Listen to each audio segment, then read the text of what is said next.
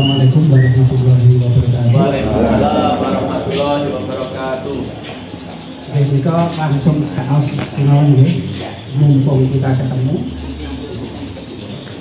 terkait tentang motif secara faktual. Para bapak-bapak seperti Mbah Kaban, Mbah Warno yang lebih tahu. Saya akan menyampaikan sebuah pemaparan terkait dengan kajian literatur atau tulisan ya. Jadi mumpung kita bertemu, ketika pulang nanti yang datang ini mempunyai sebuah kesamaan pandang tentang motif ya. Pertama kali ketika menyampaikan motif ini ke wacana publik, pertanyaannya selalu adalah satu, apa begini lek Warok Ponorogo senjatanya motif ya, seperti itu. Karena yang dikenal selama ini kan senjatanya adalah usus-usus itu, atau juga mungkin keris dan pedut. Okay. Selanjutnya data historis apa yang dimiliki, kemudian apa lebih dari motif karo liyane. Pertanyaannya seperti itu. Kita akan sedikit flashback ke belakang, mengapunten nanti bahasa saya agak campur-campur sedikit, pakai bahasa Jawa, pakai bahasa Indonesia. Saya pikir kalau di Ponorogo sudah sampun biasa, gitu. Satu, ini kita itu harus bersyukur bahwa catatan tentang senjata motif ini, saya mungkin bisa bicara sak Jawa Timur senjata kita yang paling lengkap catatannya. Di beberapa tempat di Jawa Timur kan punya senjata. Kemarin ada yang bertanya, misalkan Madura punya celurit ya, ciri khasnya adalah melengkung. Tidak seperti itu. Karena celurit itu juga ada banyak sekali macamnya. Ada lurit, ada takabuan dan sebagainya. Saat ini teman-teman kita yang di timur itu sudah istilahnya mematenkan senjata masing-masing. Di Jember, pedung pace namanya. Kemudian ada di Lumajang pedung sanibin. Kalau di Ponorogo, ya motif. Alhamdulillahnya, kok catatan dari orang-orang dulu itu lumayan lengkap daripada yang lain. Mungkin catatan tentang pedung sanibin itu dasarnya apa itu mungkin dicari agak susah ya, karena cerita tutur. Karena mungkin nenek moyang kita Warok Ponorogo itu terkenal, jadi catatannya lumayan lengkap. Pertama saya akan membaginya, catatan itu menjadi catatan historis atau catatan sejarah. Kedua adalah cerita rakyat. Kita dari cerita rakyat dulu kan, biasanya kemarin saya ditanya di Wakoka, aku belum pernah moco lek Warok gamane motif. Bisa dicek di buku Suromenggolo Warok Ponorogo karyanya Eyang Purwowijoyo yang berbahasa Jawa loh ya, yang berbahasa Jawa. Di situ disebutkan bahwa Warok Suromenggolo itu ketika berduel kan 3 babak. Pertama itu adalah tangan kosong, suruh gumpung, garesan, jotosan dan sebagainya. Kedua adalah menggunakan motif. Deskripsi motif di bukunya Eyang Purwowijoyo mungkin bisa direkam di monggo, nanti selanjutnya mungkin bisa didiskusikan atau kalau saya keliru dibenarkan. Deskripsinya motif di buku Suromenggolo Warok Ponorogo karangan Eyang Purwowijoyo. Satu, Dungone Watara Sahasto. Sahasto itu sikut sini sampai ujungnya sini. Sesuai pemilik, ini ya. Orangnya kira-kira kurang lebih 170 cm perkiraan saya. Karena saya tingginya 166, 167, ini masih tersisa sedikit. Mungkin yang lain kurang lebih rumusnya tentu diukur dari pemilik masing-masing. Tak pucuk sikut lah, ini orangnya tingginya sama dengan saya kurang lebih. Rumusnya ada dulu. Dawane Watara Sahasto. Selanjutnya ombone Watara 3 driji. Yang ini mungkin ya, lebih ya. Kalau ini kurang. Faktornya kenapa? Tergantung dari mungkin kecondongan hatinya masing-masing, pasnya orangnya. Kalau belajar bela diri, orang kan mempunyai style masing-masing loh. Ada yang suka begini, ada yang suka begitu. Selanjutnya adalah deskripsinya motifmu gila putih minis-minis hingga tok bulu del sepisan tugel. Itu yang membedakan kita, misalkan apa bedanya kalau pedang sahabat. Kalau pedang sahabat kurang lebih pesiaci Mas Dodo. Kalau motif Ponorogo itu dari baja lipat, lipat. Deskripsinya adalah motif gila putih minis-minis hingga tok bulu sepisan tugel. Jadi kurang lebih satu bahannya itu memang bukan si aji, tapi dari baja tempal lipat disesuaikan dengan istilahnya motif itu kan senjata rakyat jelata ya, bukan para ningrat keraton itu sih. Itu pertama yang di cerita rakyat. Selanjutnya kita di buku sejarah. Buku sejarah artinya itu sesuatu yang terjadi secara nyata. Catatan tertua tentang kata motif itu di buku Layang Kupiyo karangan Raden Suryo Adikusumo. Makanya kalau saya tidak keliru bisa dia putra Bupati Sumoroto yang ditugaskan di Magetan saat itu. Catatan ditulis 1900 awal menceritakan beliau ketika berdinas.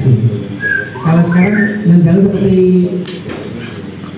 mungkin tentara, polisi, kalau zaman dulu yang namanya mantri itu juga mengurusi masalah keamanan. Beliau bertugas menangkap seorang raja gembong begal di Magetan yang bernama Yamdo. Kalau itu ceritanya memang benar-benar dodeng Yamdo, karena pernah dikeroyok orang sealun-alun Magetan membawa tombak masih bisa kabur. Yang itu yang bisa mengalahkan ya itu Raden Suryo Adikusumo dari putra Bupati Sumoroto itu.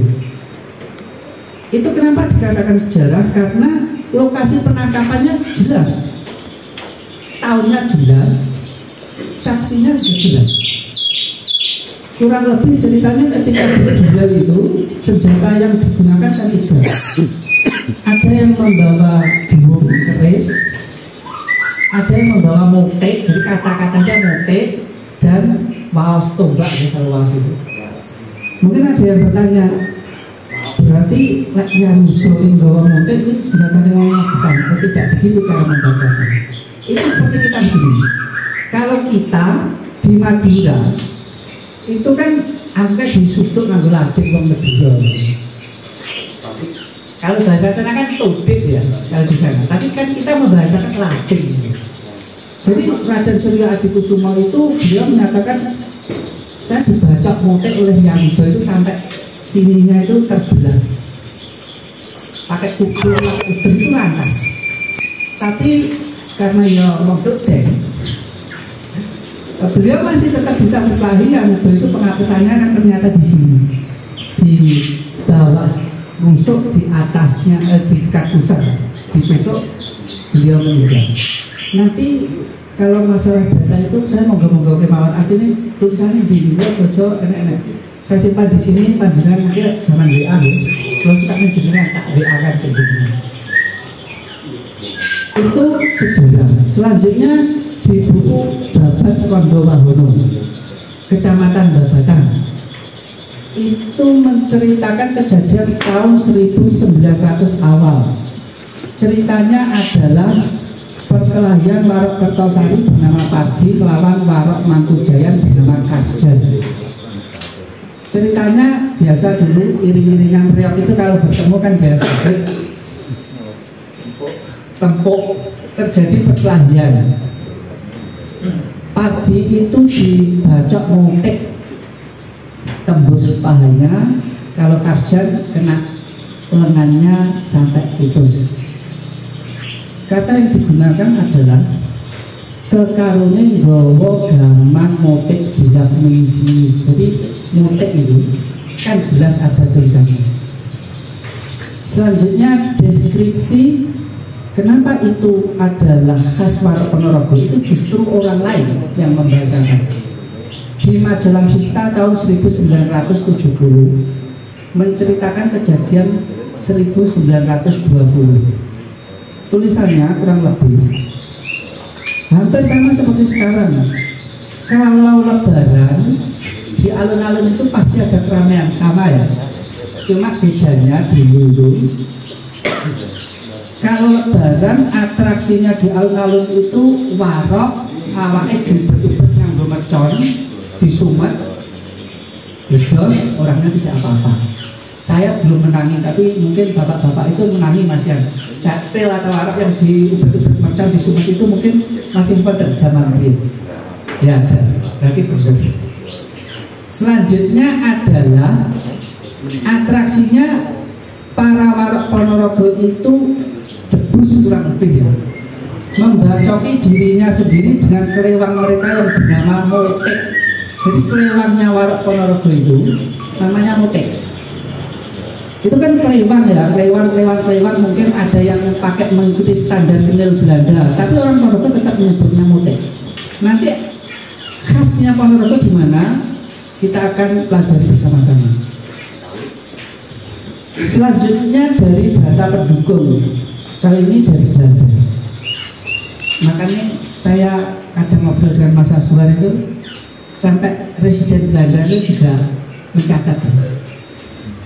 Tahun 1938, ini bahasa Belanda, tak terjemahkan sebisa-bisanya berdasarkan petunjuk Mas Aswar. Yang mencatat ini residen Belanda di Madiun. Dulu kan 5 kabupaten dijadikan satu ya. Residen Belanda yang mencatat.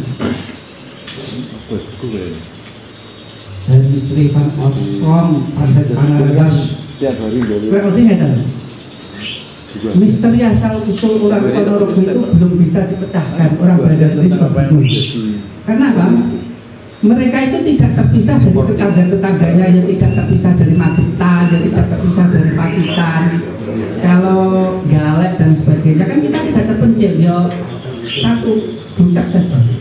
Tapi sifatnya itu sangat berbeda dengan tetangga-tetangganya itu. Satu, pertama lebih mandiri, kemudian pemberani.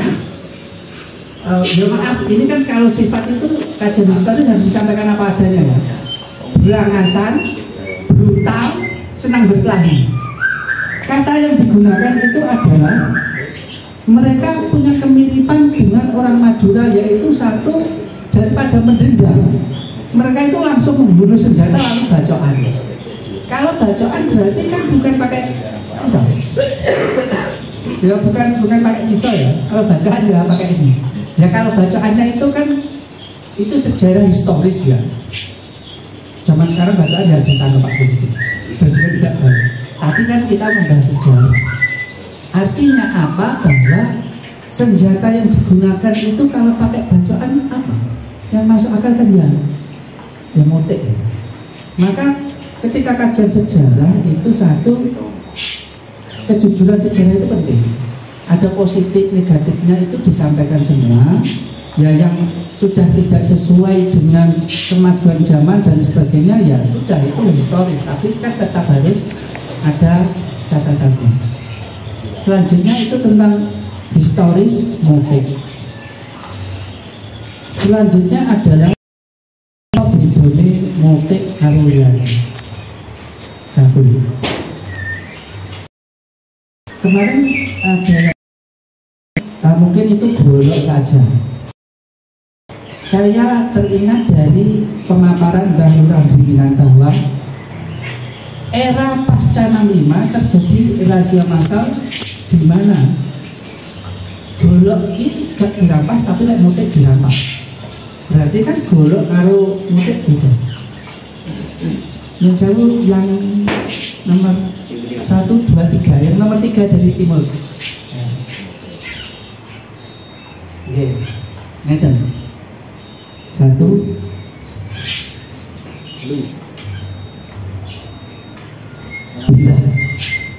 bila sesuai dengan baik cerita rakyat Purworejo maupun cerita sejarah di Babat Kondowarono sama.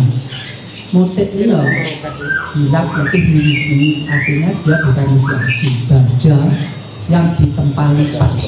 Ada yang tidak ditempa lipat, tapi umumnya itu ditempa lipat. Selanjutnya ini ada sumber jalan darah bahasa Jawa ini apa mesti kirian. Berarti lah kayak jalan darah itu motif ini senjata rakyat gitu saja. Jadi bukan senjatanya ningrat yang pakem lek gak ini uga udah. Kita ini kan ya maaf ya jauh dari keraton, hidupnya bersahaja.